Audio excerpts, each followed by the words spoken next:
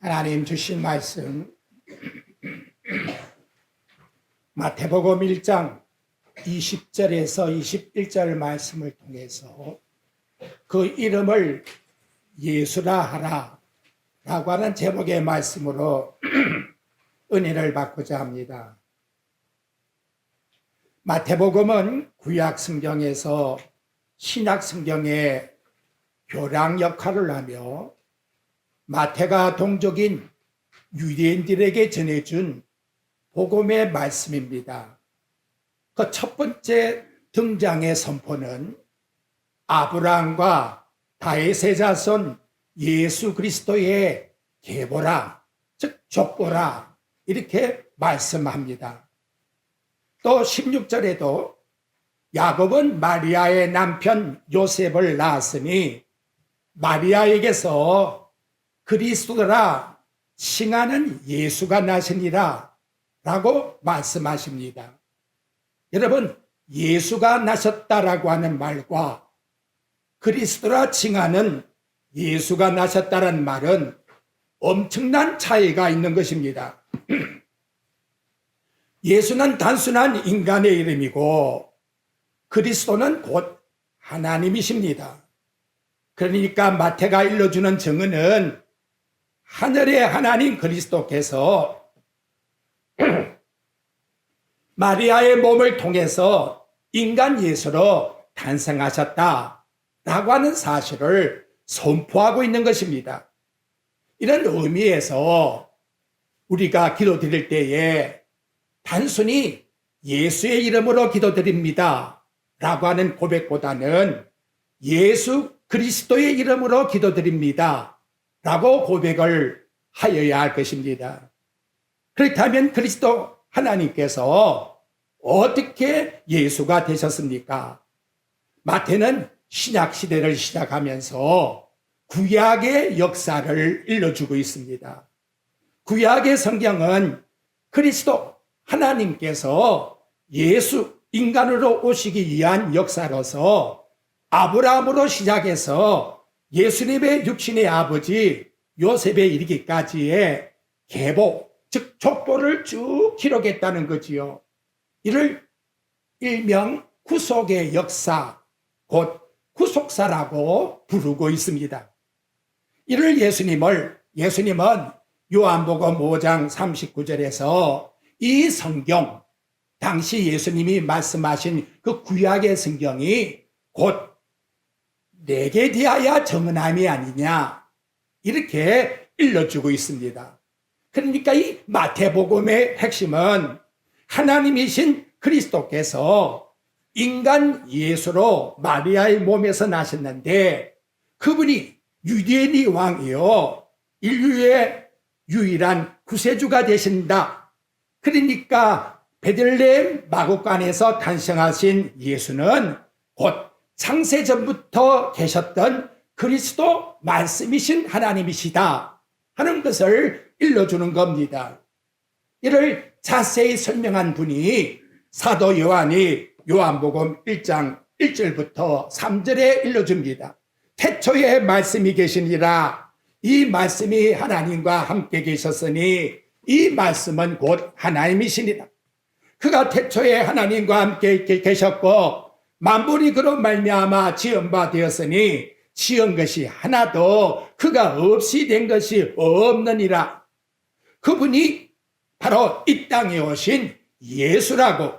그래서 사도 요한은 요한복음 1장 14절에서 말씀이 육신이 되어 우리 가운데, 우리 인간 가운데 거하시니 우리가 그 영광을 보니 아버지의 독생자의 영광이요 은혜와 진리가 충만하더라. 이렇게 증언을 하고 있습니다. 여러분, 당시 그 유대인들이 마태복음을 읽었다고 한다면 그들은 엄청난 충격을 받았을 것입니다. 그 신뢰가 마태복음 2장 2절부터 3절에 나옵니다. 동방 박사들이 유대인의 왕으로 나신 네가 어디 계시냐? 우리가 동방에서 그의 별을 보고 그에게 경배하러 왔노라 라고 말했더니 헤롯 왕과 예루살렘이 듣고 소동한지라. 소동에다고 하는 이 타라소라고 하는 헬라의 단어는 기흔들리다, 어지럽다, 불안하다, 마치 오늘날 한국 대통령이 계엄을 선포하니까 사회가 혼란해지듯이 이런 모습이었다는 거지요. 이유는 뭐냐? 유대인들이 예수 그리스도를 십자가에 못 박아 죽였는데 마태는 그분이 하늘에서 내려온 하나님이라고 선포하니까 이거 얼마나 큰 충격이 되겠습니까? 예수님께서 복음을 전할 때에 예수님은 자신도 하나님과 하나라고 말씀을 합니다. 그랬더니 유대인들이 하나님을 모독한다고 신성 모독죄를 가해서 십자가에다가 예수를 죽였는데 마태는 너희들이 십자가에 못 박아 죽인 그분이 곧 하나님이시라고 유대인의 왕이시라고 말씀했으니 당시 유대인들이 마태서라고 하는 이 복음의 문서를 보면 괴문서라고 아마 이것을 사회에 드러내지 못하게 엄청난 방해를 했을지도 모를 겁니다. 하지만 마태는 그리스도 하나님이 인간이 되었다는 그 신묘함을 마태복음 1장 20절에서 이렇게 요셉에게 일러주고 있습니다. 다윗의 자손 요셉아, 네 아내 데려오기를 무서워하지 말라. 그에게 잉태된 자는 성령으로 된 것이니라. 그러니까 얼마나 여러분 심오합니까? 하나님께서 요셉에게 천사를 통해서 예수라고 하는 아기가 태어났는데 그 아기라고 하는 예수는 네 자식이 아니야. 그 원래의 근원은 성령 하나님께서 마리아를 통해서 이 땅에 태어나게 한 하나님의 아들이야. 이걸 절대로 요셉아 잊지 말라. 이렇게 일러주었다는 것이지요. 자, 이제 우리 성경을 읽어보게 되면 성경을 읽을 때에 죄송합니다만 어렵고 지루한 성경이 오늘 마태복음 1장이 대표적 장이 될 것입니다. 처음부터 마지막까지 계속해서 나타난 내용이 나코라고 하는 이야기가 계속 등장하는 단어로 읽어지고 있다는 거지요. 우선 1절부터 16절 내용까지 보면 나코라고 하는 나타라고 하는 단어가 무려 40번이나 계속 나타나고 있어요. 그리고 그 많은 사람이 나왔는데 그 많은 사람이 나온 마지막 종착역 그 목적지가 어디냐? 그것이 16절 말씀에 나가 보니까 예수가 탄생했다. 그 예수가 탄생하기 위해서 약 40명의 사람들을 쭉 낳고 이렇게 말씀하고 있다는 것이지요. 뭔가 성경 말씀은 우리에게 중요한 것을 드러내고자 하는 의도가 있지요. 첫째는 예수는 그리스도 하나님이 인간의 몸을 입으시고 출생하셨다라고 하는 분명한 역사적인 사건을 밝혀주기 위해서 나코라고 하는 계보의 촉보를 기록하고 있다는 거예요. 그래서 마태복음 1장 16절에 가보게 되면 마리아에게서 즉 여자의 몸에서 분명히 역사성이고 인간이 아니냐. 그런데 그분이 그리스도라 칭하는 예수라 이렇게 일러주고 있다는 거예요. 곧 그리스도께서 인간 마리아의 몸을 통해서 온전한 인간 예수로 탄생하셨다. 그걸 분명하게 우리들에게 일러주고 있는 것입니다. 어느 나라를 막론하고 그 나라의 신화를 보게 되면 우리 한국도 당군의 신화적 전설을 가지고 내려오지요. 그래서 우리 한국 사람이 어떻게 생겼느냐? 원인을 신화에서부터 내려오면서 개천절이라고 하는 절기를 법정 공휴일로 지키고 있는 거예요. 그런데 오늘날 사람들도 이 예수라고 하는 이분을 자꾸 신화적으로 해석을 하려고 한다는 것이지요. 하지만 이 마태복음 1장은 분명히 우리들에게 증거를 해주고 있습니다. 절대로 우리가 믿는 예수는 신화적인 인물이 아니라는 것. 분명히 육체의 조상. 그래서 낳고 혈통적 후손을 통해서 이 땅에 태어나신 분이라는 것. 그래서 결론이 18절에 예수가 그리스도 나심이 이러하다고 일러주고 있는 것입니다. 여러분, 세상의 역사도 주정과 주, BC와 AD로 나누는 것은 예수님이 탄생하신 것을 기준으로 해서 나누고 있지 않습니까? 그러므로 우리가 믿는 예수님을 자꾸 신화적인 전설의 존재로 삼게 되면 다른 종교나 다를 바가 없어요. 이런 허구적인 거짓된 설에 미혹되지 말라고 성경은 우리들에게 마태복음 1장을 통해서 나타내주고 있는 것입니다. 다음으로 예수님의 출생도 다른 사람들과 똑같이 여자의 몸을 통해서 태어난 인간이라는 것을 조명해 주고 있습니다. 마태복음 1장 18절에 보면 예수 그리스도의 나심, 즉 인간의 나심은 이러하다. 또 우리와 동일해요. 그 어머니 마리아, 어머니가 있단 말이에요. 요셉과 약혼하고 동거하기 전에 성령으로 된 것이라 이렇게 일러주고 있는 겁니다. 그런데 예수님의 족보에 기록된 조상들을 보게 되면 존경받을 인물이 아무도 없다는 거지요. 출발이 조상 아브라함부터 나옵니다. 아브라함은 아내가 3명이에요. 본처 사라가 있고 첩 하갈이 있고 사라가 죽은 다음 재혼해서 그두라가 나오고 있습니다. 태어난 그 자식들 때문에 지금도 중동에서 얼마나 편싸움이 갈라지고 있고 전쟁터가 되고 있습니까? 더 이상한 것은 이 족보 가운데에서 여자의 인물이 5명이나 나오고 있는데 그 5명의 내용을 도덕적으로 보게 되면 옳은 사람이 아무도 없다는 거예요. 여러분 3절 말씀의 내용에 보십시오. 유다는 누구에게서? 다말에게서. 다말은 유다의 며느리예요. 그러니까 유다는 다말에게서 베레스와 세라를 낳았다는 것은 시아버지와 며느리 사이에서 자식이 태어났다. 그걸 폭로하고 있는 거예요. 두 번째, 여러분 5절 말씀 보십시오. 라합이 나옵니다. 라합은 직업이 뭐예요? 기생이에요. 여리고성에 있는 기생. 그 사람이 이스라엘의 정탐권을 숨겨주었어요. 그 시대로 보게 되면 자기의 민족의 반역자입니다. 왜? 자기 동족에게 가르쳐줘야 될 텐데 그 정탐권을 숨겨놓아서 국가를 망하게 만들었으니 이보다 더 큰 반역죄가 어디에 있습니까?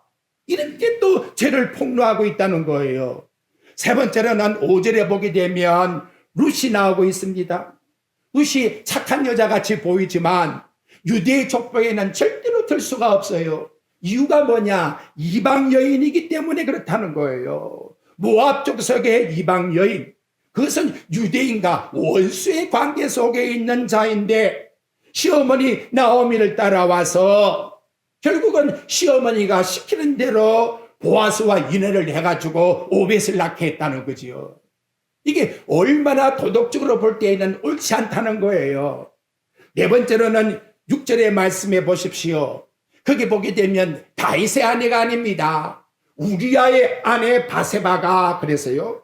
그러니까 우리아의 아내라고 했으니까 바세바는 곧 남의 여자, 남의 남편의 여자를 다윗이 데려온 것이지요. 그래서 첩으로 데리고 온 그 바세바를 유대인들은 굉장히 싫어해요. 왜냐하면 바세바가 야심이 있어서 계획적으로 다윗 왕에게 자기가 가서 왕후가 되기 위해서 나아가서 뻔히 보면서 모욕을 했다는 거지요. 이 모습을 통해서 볼 때에 여기 나타나고 있는 내용 속에서 옳은 사람이 아무도 없다는 거예요. 마지막 5번째 나타나고 있는 마리아 보십시오. 마리아를 보면 우리는 얼마나 아름다운 여인상이라고 우리에게 조명을 해주고 있습니까? 그런데 이 마리아의 신분이 어디죠? 그는 시골 여인입니다. 어느 동네? 나사렛 동네. 나사렛 동네를 유대인들은 어떻게 취급했지요? 예수님이 나사렛 동네라고 하니까 나사렛에서 무슨 선한 것이 나겠느냐? 이렇게 무시당한 시골 여인이었다는 것이지요. 섭섭합니다마는 예수님의 조상들을 보게 되면 신통한 사람이 아무도 없어.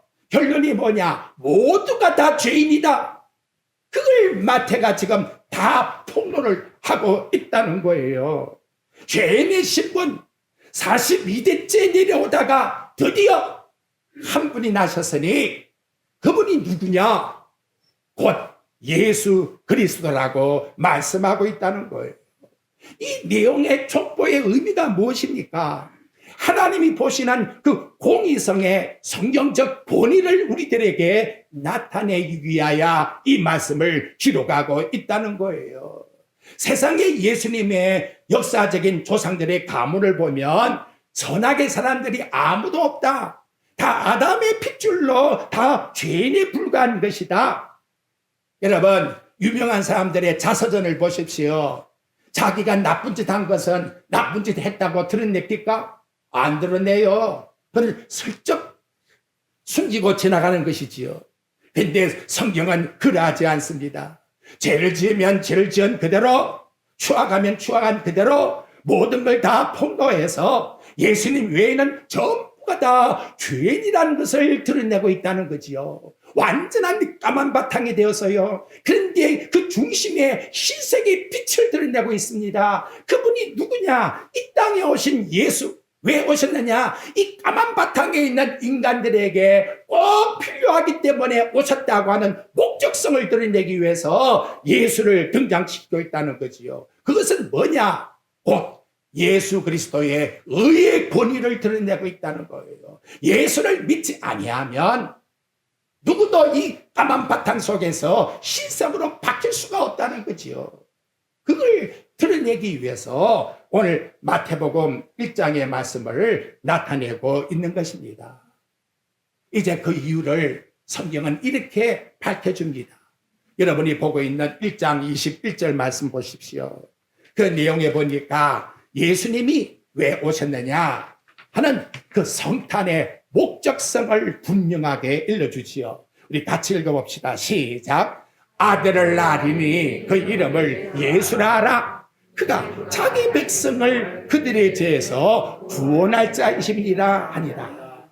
분명하게 예수, 그분은 하나님이 구원하신다라고 하는 그분은 자기 백성을 죄에서 구원하기 위해서 이 땅에 등장한 인물이라고. 그래서 예수라는 이름 속에 분명한 사명을 우리들에게 드러내주고 있다는 것입니다.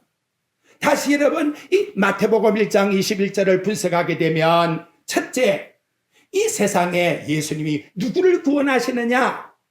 자기 백성을 구원하신다라고 말씀하고 있다는 거예요. 온 인류 전체를 다 구원하기 위하여 오신 것이 아니라 하나님이 택하신 자기 백성을 구원하기 위해서 오셨다라고 말씀합니다. 예수님도 요한복음 13장 1절에 보면 6월절 전에 예수께서 자기가 세상을 떠나 아버지께로 돌아갈 때가 이른 줄 아시고 세상에 있는 자기 사람들을 사랑하시되 끝까지 사랑하시니라. 자기 백성, 자기 사람들을 사랑하신다고 말씀하고 있습니다.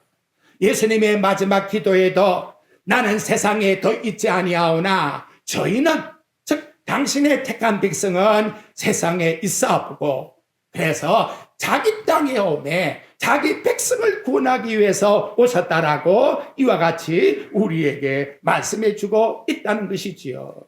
정말로 저와 여러분 이곳에 저와 여러분이 앉아 있을 수 있다는 것은 곧 하나님이 나와 여러분을 택하셨기 때문에 하나님의 택함받은 자기의 백성이 되었기 때문에 예수를 믿게 되었다는 걸 생각하면 얼마나 감사한 말씀입니까? 두 번째 내용은 이 세상에 있는 자기 백성을 모하기 위해서 저희 죄에서 구원하기 위해서 오셨다라고 이렇게 말씀해 주고 있습니다. 그렇다면 이 세상에 있는 자기 백성이 어떤 사람이기에 구원이 필요했을까요? 이 세상에 있는 예수의 자기 백성은 본래 누구다? 죄인이었는데, 죄로 인하여 사망에 빠져 있었는데 우리 예수님이 그들을 구원하여 의의 백성으로 하나님 자녀로 삼기 위해서 오셨다는 거예요. 우리 인간의 어떤 수고와 노력과 인간의 행위에서 나온 것은 전혀 구원이 아니라는 거예요. 그래서 마가복음 2장 17절에 말씀합니다. 예수께서 들으시고 저에게 이르시되 건강한 자에게는 의원이 쓸데없고 병든 자에게 쓸데있느니라. 죄인에게 예수님이 필요한 거예요. 그래서 내가 의인을 부르러 온 것이 아니에요. 내가 의인이라 하면 예수님과는 아무 관계가 없어요. 나는 죄인을 부르러 왔더라. 이렇게 말씀해 주고 있습니다.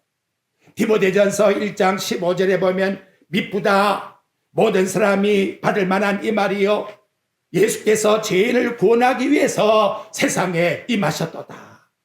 죄인을 구원하기 위해서 이 세상에 임하셨다라고 말씀합니다.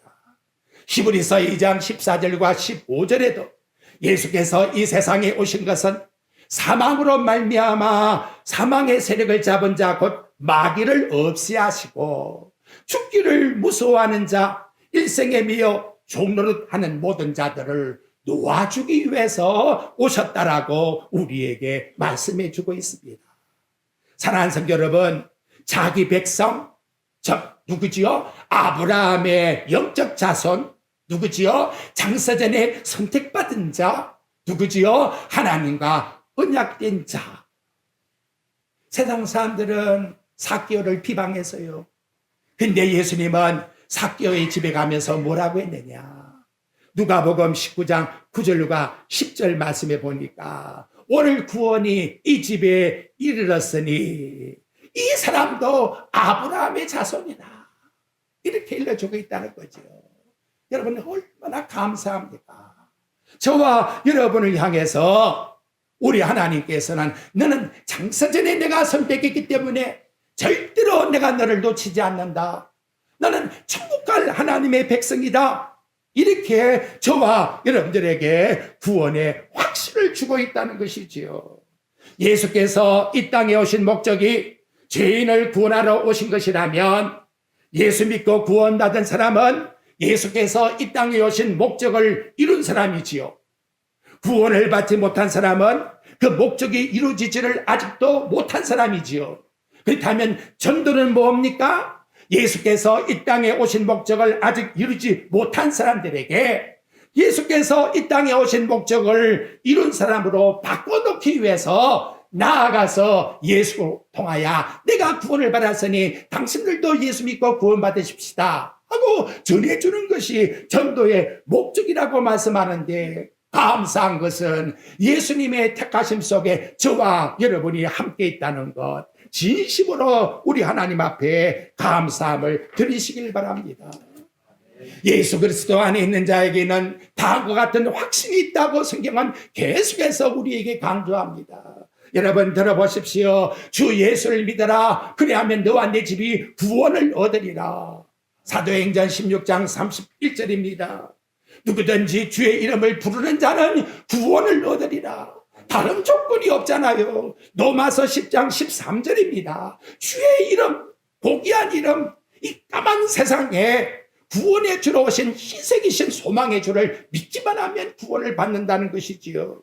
요한복음 1장 12절입니다. 영접하는 자, 그 이름을 부르는 자에게는 하나님 자녀가 되는 권세를 주셨다. 우리는 받았다는 것이지요. 뭘 받아서요? 하나님의 자녀의 권세를 받아서요. 뭘 두려워할 것이 있고 금낼 것이 있습니까? 천국 갈 사람들은 이미 이 땅에서 천국 하나님의 자녀의 권세를 가지고 있다가 죽음이라는 것만 통과하고 천국에 들어가는 거예요. 그래서 외인같이 슬퍼할 이유가 전혀 없다는 거예요. 요한복음 5장 24절에서 예수님이 맹세해요. 진실로 진실로 아멘 아멘 내가 너희에게 이르노니 내 말을 듣고 나 보내신 이를 믿는 자는 영생을 얻을 것이라 하니라. 얻었고 심판에서 생명으로 옮겨졌느니라고 우리에게 말씀하고 있으니 이보다 더 좋은 말씀이 어디 있나 이 말이지요. 에베소 2장 8절에 보십시오. 너희가 그 어린아이를 낳아 믿음으로 말미암아 구원을 얻었나니 이것이 우리에게서 너희에게서 난 것이 아니요. 이 시간도 절대로 우리 행위에 어떤 것도 구원 앞에서 자랑할 것이 없고 내놓을 것이 없어요. 인간의 행위는 다 헛누더기와 같은 거예요. 예수 그리스도가 이 땅에 2000년 전에 탄생하지 아니했더라면 우리는 아무런 희망이 없는 거예요. 로마서 5장 8절 말씀과 같이 우리가 죄인 되었을 때에 아무도 천국 갈 자격이 없을 때에 예수님이 이 땅에 그냥 오셔서 우리를 위하여 대신 십자가에 죽으셨으니 그분을 우리라고 하여금 믿게 해서 성령을 통하여 하나님 자녀로 삼아 주었으니 할렐루야. 어떻습니까? 이거 얼마나 감사할 말씀의 내용이냐 이 말이에요. 그래서 사도 요한은 요한일서 5장 1절에서 예수께서 그리스도 예수님이 하나님이시다 이렇게 고백하는 자는 하나님께로부터 난 자라는 거예요. 여러분 천국 갈 사람이 복잡한 공식이 아무것도 없어요. 예수님이 누구다? 나를 구원하기 위하여 이 땅에 오신 하나님이시다. 구원받은 강도가 마지막 죽을 때에 그 고백하고 천국 간 거 아닙니까? 이거 얼마나 여러분 감사합니까? 이것이 바로 하나님이 우리에게 주시는 구원의 확신의 증거라고 말씀합니다. 그래서 사도 요한이 요한일서 5장 11절에 하신 말씀이 있어요. 너희들에게 내가 왜 이 소신을 보내는 줄 아느냐? 하나님이 우리에게 영생을 주신 것과 생명이 그리스도 안에 있다는 사실을 너희들에게 들려주기 위해서 우리에게 여러분 영생이 있다는 사실을 소식을 들려주기 위해서 지금 이 말씀을 마태가 기록해서 주고 계신다고 말씀하고 계시다는 거지요. 이렇게 좋은 복음입니다. 다음 하나 더 말씀은 그분은 이름이 임마누엘이라 이렇게 우리에게 말씀으로 23절에서 나타내 주고 있습니다. 예수님이 탄생하셨는데 그냥 십자가에 탁 죽고 우리만 탁 구원하고 그냥 하늘나라로 직행하고 딱 엔딩한 것이 아니에요. 우리 예수님이 이 땅에 우리 인간의 몸으로 오셔서 죽으시고 그리고 부활승천하신 것은 마지막 날까지 우리와 하나가 되기 위해서 예수님과 우리는 한 영이에요. 한 영. 떨어질 수가 없는 한 영이에요. 그러니까 여러분 예수 믿고 죽은 사람 의심하지 마세요. 한 영이에요. 영. 떨어질 수가 없는 몸과 우리 영혼이 일치가 되어 있는 것처럼 그리스도와 우리는 성도는 일치가 되어 있는 영이에요. 이것이 바로 우리에게 임마누엘이라 천재를 창조하신 하나님이 저와 여러분과 영원히 함께 하신다는 거죠. 왜 여러분 의심합니까? 왜 극적 의심에 잠기려고 합니까? 왜 두려워하고 있습니까? 왜 앞날을 갖다가 자꾸 뭐예요? 부정적으로 생각하냐 이 말이지요. 적어도 천재를 창조하시고 나를 지으신 분이 어떻게 한다? 나와 영원히 떨어지지 않고 한 영이 되어서 나와 함께 있겠다고 하는데 죄송해요. 어릴 때 자꾸 부모들이 저 옆에 있는 형제들이 너 저 개천에서 주운 자식이야 그러니까 마치 나도 저 개천에서 주운 자식인 줄 알고는 아버지 엄마한테 가서 그래요. 아버지 엄마 정말 나 낳아서 뭐랄까요? 이놈! 그런 소리 하면 안 된다는 거지요. 그러면 안 돼요. 하나님이 독생자를 십자가에 못 박아 죽이기까지 하셔서 우리를 구원해 주신 하나님의 엄청난 사랑은 묵상도 생각도 한번 감사도 소리도 하나 해보지도 않고 그냥 이것만 왜 안 되게 주냐고 왜 또 이렇게 왜 주시느냐고 당신은 나를 위하여 물 한 방울 피 한 방울 아끼지 않고 다 쏟아부어서 우리를 구원해 주었는데 구약에 보면 이런 인물이 하나 나타났어요. 그것은 누구냐? 유다왕 아하스 때에 아람왕 느신과 이스라엘의 베가 왕의 연합이 되어서 남쪽 유다를 치러 들어왔어요. 얼마나 이 유다왕 아하스가 겁이 났던지 그 삶의 모습이 마침 바람에 흔들리는 바람에 흔들리는 숲, 강한 바람이 불면 숲이 어때요? 드르륵 소리 나잖아요. 다리가 가만히 있지 못해 얼마나 겁쟁이면 두두두두 다리가 떨었다는 거지요. 하나님이 함께 하시는데, 그래서 이사야가 가서 일러준 거예요. 너 아하스왕 걱정하지 말아라. 나 딱 한 가지만 믿어라. 뭐냐? 앞으로 처녀가 태어나서 처녀가 잉태하여 자식을 낳을 것인데 그분이 하나님이시다. 임마누엘이란 하나님 너 믿을 수 있느냐? 아하스 왕이 못 믿겠다는 거지요. 참 이거 얼마나 답답합니까? 오늘도 이런 모습이 되면 안 돼요. 안 돼요. 너 하나님이 너와 함께 하신다는 사실을 너 믿을 수 있느냐? 대답해봐요. 믿을 수 있습니까? 이것이 우리 신앙이에요. 세상은 요동칠 수밖에 없는, 세상에 앞으로도 어떻게 하나님이 나와 함께 하신다는, 이거는 믿지 아니하고 자꾸 세상을 보고 두려움을 가지려고 하니까 얼마나 안타깝습니까?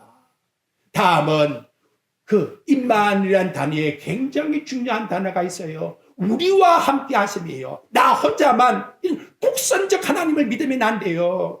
하나님은 누구와 함께 하신다? 우리가 누구지요? 당신의 택한 백성들과 함께 하시는 거예요. 그러니까 당신의 택한 백성들이 서로가 뭐예요? 사귐, 교제를 하지 아니하면 나는 택한 받은 백성의 의미가 없는 거예요. 하나님은 당신의 택한 백성들이 서로 교제하기 위해서, 사귐을 나누기 위해서, 고린도전서 1장 9절에 보면 하나님 우리 택하신 것은 예수 그리스도와 사귐을 나누기 위함이요, 또 우리와 우리 성도들 사이에 서로가 사귐을 나누게 하기 위해서 하나님이 우리에게 임마누엘로 오셨다라고 말씀하고 있다는 거예요. 그러니까 저와 여러분은 뭐다? 지체. 절대 지체의식을 잊어버리면 임마누엘의 의미가 아무 의미가 없는 거예요. 하나님은 지체의식, 모든 당신의 택한 백성들과 함께하기 위해서 오셨다는 것을 기억한다면 우리는 나만이 아니에요. 우리 가정이 중요한 거예요. 우리 교회가 중요한 거예요. 우리 국가가 중요한 거예요. 모두가 다 하나 되기를 바라야 되는 거예요. 이것이 임마누엘의 신앙이요, 사상이에요. 그 다음 내용이 뭐예요? 함께 하십니다. 그 예수님이 함께 하신다는 그것이 곧 어디라고? 천국이란 말이에요. 천국. 여러분, 천국은 어떻습니까? 마태복음은 천국을 강조해요. 천국 그러니까 자꾸 우리 인간들은 뭘 생각하느냐? 황금 보석으로 꾸민 집, 그곳에 가면 염려 걱정 없을 거야. 이 세상에 봐, 세상 것보다는 아름다운 부귀영화요. 여러분 오해하지 말아요. 그거는 세상에 돈만 많으면 그렇게 환하게 다 누릴 수 있는 거예요. 그걸 천국이라 생각한다면 큰 오산입니다. 여러분, 천국은 그게 아니에요. 누가? 예수님이 함께하는 바로 그곳이 천국이란 말이에요. 예수님이 함께 하시는 그것이 천국이에요.